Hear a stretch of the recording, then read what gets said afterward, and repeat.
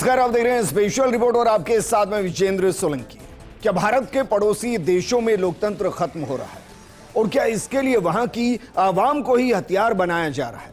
पहले श्रीलंका में अराजकता फैली, संसद पर अटैक हुआ, फिर बांग्लादेश में ऐसा ही हुआ और अब नेपाल में बिल्कुल ऐसा ही हो रहा है।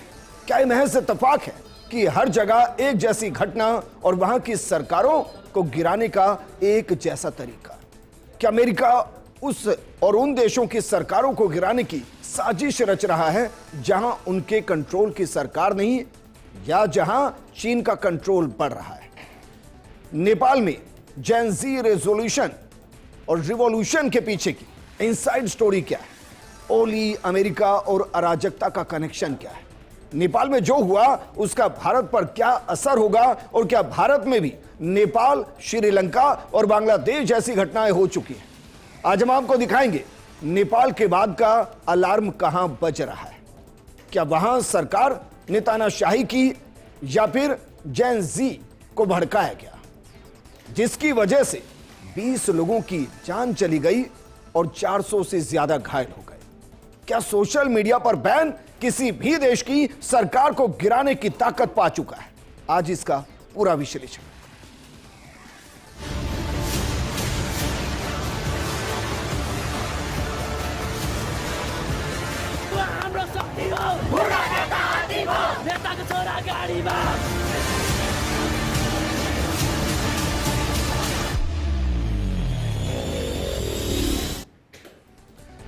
शुरुआत करते हैं जो शब्द सबसे ज्यादा इस्तेमाल किया, जेन ज़ी या जेन ज़ेड कहिए। इसका मतलब क्या है?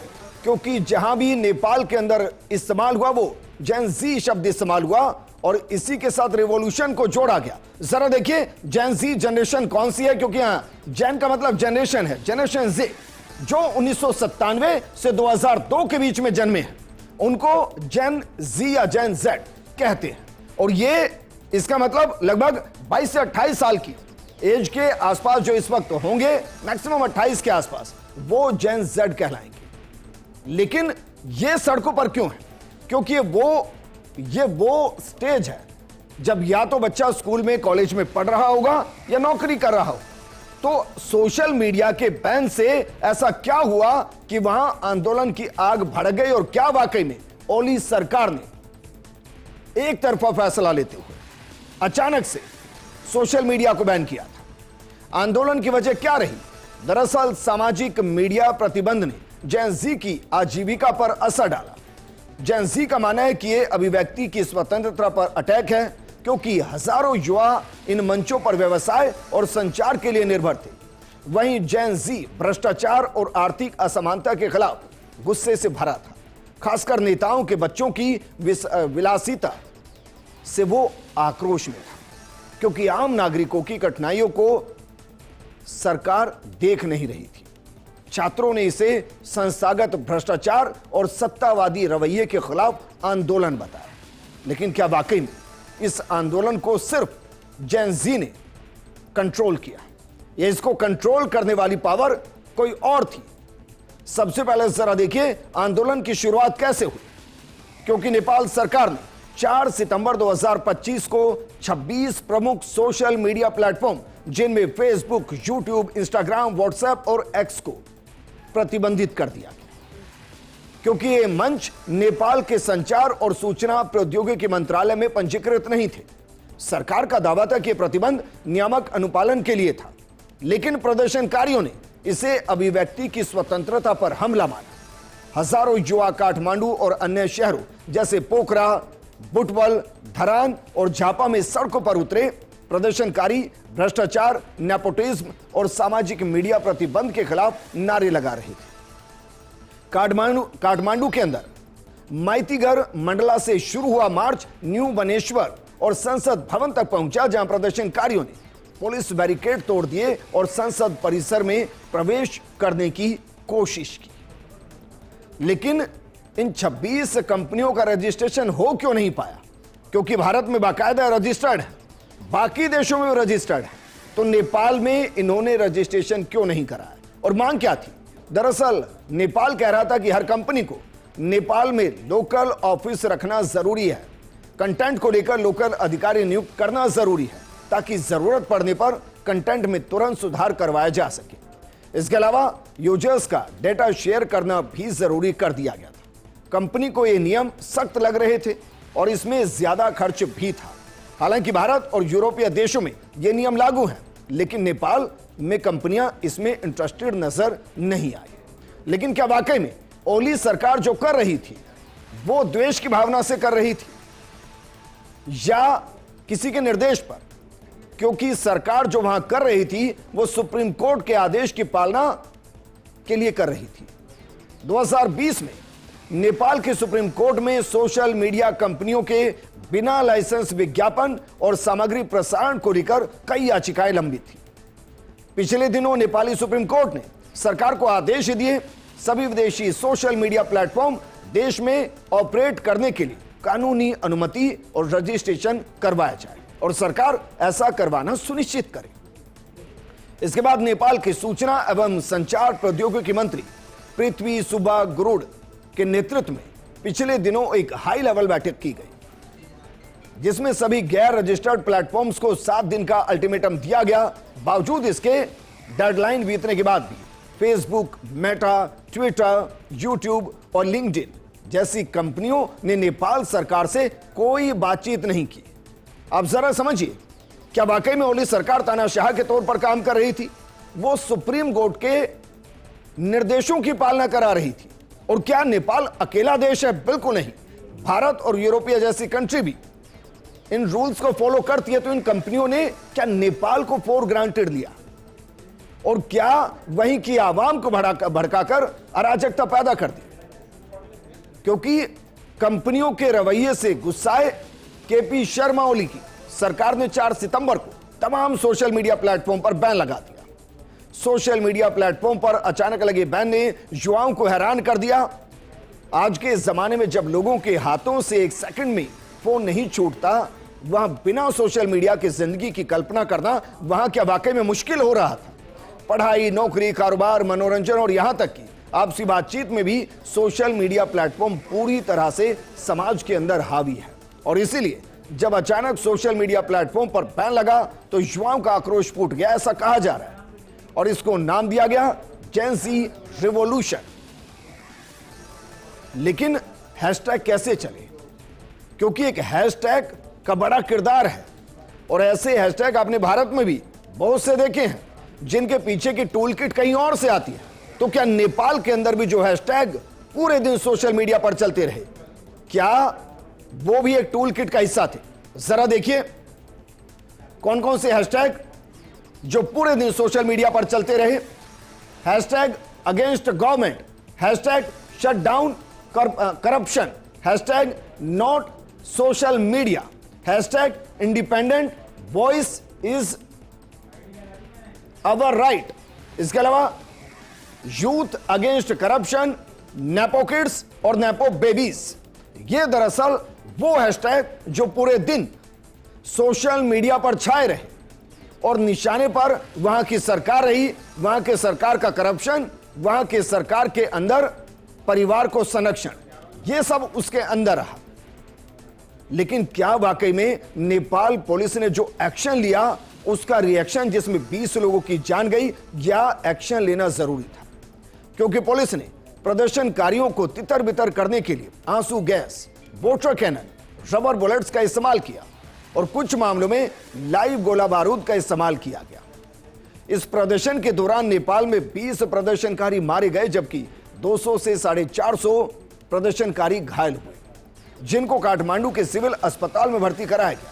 प्रदर्शनकारियों ने प्रधानमंत्री केपी शर्मा ओली का पुतला जलाया। नगर पालिका कार्यालय के गेट तोड़ने की कोशिश की गई, जिसके बाद पुलिस ने गोलीबारी की, जिससे हिंसा और ज्यादा भड़क गई। क्या वाकई में सरकार ने इसलिए एक्शन लिया? और क्या सरकार इस आंदोलन को दबाना चाहती थी? और क्या इसलिए गोलियां चलाई गई? दरअसल नेपाल सरकार ने काठमांडू में कर्फ्यू लगा दिया था, जो न्यू बनेश्वर, संसद क्षेत्र और अन्य प्रमुख स्थानों पर लागू किया गया। नेपाल सेना को स्थिति नियंत्रण करने के लिए तैनात किया गया और प्रधानमंत्री केपी शर्मा ओली ने प्रतिबंध का बचाव करते हुए कहा कि कर्फ्यू को लगाना राष्ट्र की स्वतंत्रता के लिए जरूरी था। गैर पंजीकृत प्लेटफॉर्म्स को कानून का पालन करना होगा। लेकिन इस सबके बीच में क्या महज इत्तेफाक है? भारत के पड़ोसी 3 देश और तीनों देशों के अंदर एक जैसी घटना जरा देखिए। बीते कुछ सालों में क्या हुआ है? बांग्लादेश में आक्रोश, संसद पर प्रदर्शन और उसके बाद शेख हसीना सरकार को वहां से जाना पड़ा। वजह क्या वजह सिर्फ यह थी कि वो भारत के समर्थन में थी। दूसरी तरफ देखिए, श्रीलंका में आक्रोश, संसद पर प्रदर्शन, यहां भी सरकार को गिरना पड़ा और यहां के भी राष्ट्रपति को भागना पड़ा। क्या समर्थन? इसलिए क्योंकि चीन ने यहां हस्तक्षेप किया था और चीन का इन्वेस्टमेंट यहां पर था। नेपाल पर आइए, नेपाल में भी सही बिल्कुल वैसे ही संसद पर प्रदर्शन। और क्या ओली सरकार खतरे में है? और क्या यह सब कुछ एक इंटरनेशनल कॉन्स्पिरेसी है जिसमें उन देशों को टारगेट किया जा रहा है जहां लोकतांत्रिक व्यवस्था है? और क्या यह अंतर्राष्ट्रीय स्तर पर अमेरिका कर रहा है? दरअसल ओली आंदोलन और अमेरिकी साजिश के बीच में वाकई में क्या कोई कनेक्शन है? नेपाल में यह सब तब हो रहा है जब अमेरिका का हस्तक्षेप यहां बढ़ा है। दरअसल सोशल मीडिया पर बैन हटाने से ज्यादा अब प्रदर्शनकारियों की मांग प्रधानमंत्री ओली को सत्ता से हटाने पर केंद्रित हो गई। ओली चीन के करीबी माने जाते हैं, लेकिन हाल के दिनों में अमेरिका के नेपाल में जिस तरह से हस्तक्षेप बढ़ा उसका एहसास लिपुलेख मामले में भी हुआ। नेपाल ने भारत और चीन के बीच व्यापारिक रास्ते के रूप में लिपुलेख दर्रे के इस्तेमाल पर कड़ी आपत्ति जताते हुए इसे अपना क्षेत्र कहा, जबकि लिपुलेख पर दावा करने के पीछे ना तो नेपाल के पास कोई आधार और ना ही कोई औचित्य है। इसे चीन की चाल माना गया। इन दिनों नेपाल में अमेरिकी वित्तीय और राजनयिक की सहायता बढ़ गई है। अमेरिका ने नेपाल में यूसैइड की मदद से चल रहे प्रमुख विकास कार्यों को कुछ दिनों के लिए निलंबित का प्रेशर बनाया और इस दौरान मिलेनियम चैलेंज कॉरपोरेशन की करोड़ों डॉलर की परियोजनाएं वैसी ही जारी रही। इस मदद को भी अमेरिका ने शर्तें लगाकर कूटनीतिक उपकरण की तरह इस्तेमाल किया। सिर्फ इतना नहीं है, एनएमबी बैंक के साथ मिलकर नेपाल ने अप्रैल 2025 में ही अमेरिका से संबंध संगठनों international finance corporation, British international investment और मेटलाइफ के साथ $60 मिलियन का ऐतिहासिक ग्रीन बॉन्ड समझौता किया। और इस समझौते से नेपाल में निजी क्षेत्र का विकास होगा, साथ ही ग्रीन टेक्नोलॉजी को बढ़ावा मिलेगा। नेपाल में अमेरिका की दिलचस्पी यह बताती है कि अपने हित में क्षेत्रीय संतुलन को बनाने के लिए अमेरिका लगातार नेपाल में अपनी स्थिति मजबूत कर रहा है। लिपुलेख पर नेपाल के किए दावों को अमेरिका की शह मिली और उसे आर्थिक मदद देकर लुभाया जा रहा है। नेपाली पीएम ओली चीन समर्थक माने जाते हैं, ऐसे में उन्हें हटाने की तैयारी चल रही है, ऐसा यहां कहा जा सकता है। बिल्कुल ऐसे जैसे श्रीलंका में हुआ, वहां भी ऐसा ही हुआ। लेकिन अब सवाल यह कि क्या वाकई में नेपाल में जो घट रहा है उसका असर क्या भारत पर भी होगा? क्योंकि भारत ने नेपाल में हिंसा के बाद अपनी सीमा सुरक्षा को बढ़ा दिया है। सशस्त्र सीमा बल ने भारत नेपाल सीमा, विशेष रूप से उत्तर प्रदेश और बिहार के क्षेत्रों में निगरानी और कर्मियों की तैनाती बढ़ा दी। यह कदम अवैध सीमा पार करने की संभावना को रोकने के लिए उठाया गया।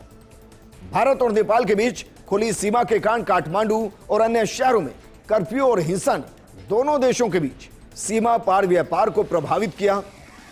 रक्सौल और अन्य सीमावर्ती व्यापारिक केंद्रों में माल की आवाजाही में रुकावट आई, क्योंकि प्रदर्शनकारियों ने संसद और अन्य सरकारी संस्थाओं पर हमले किए और इससे भारतीय व्यापारियों और ट्रांसपोर्टर्स को नुकसान हुआ है।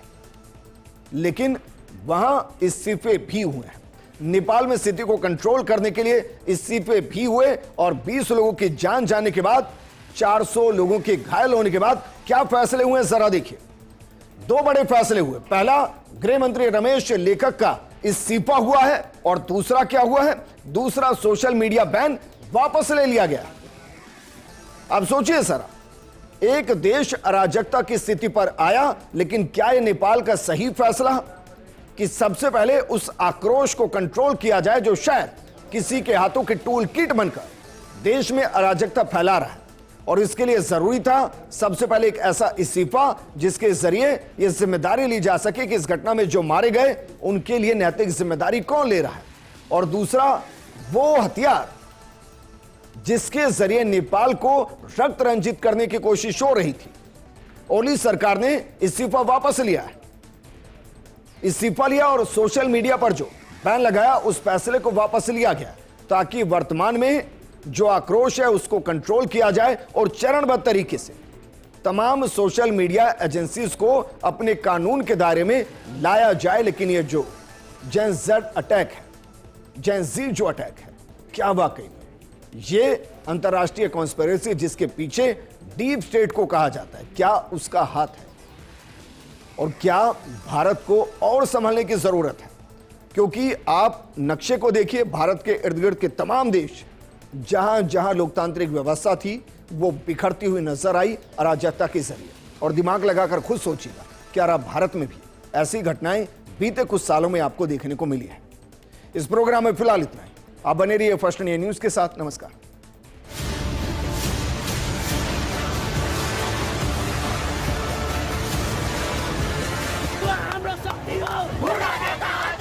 नेताको छोरा गाडीमा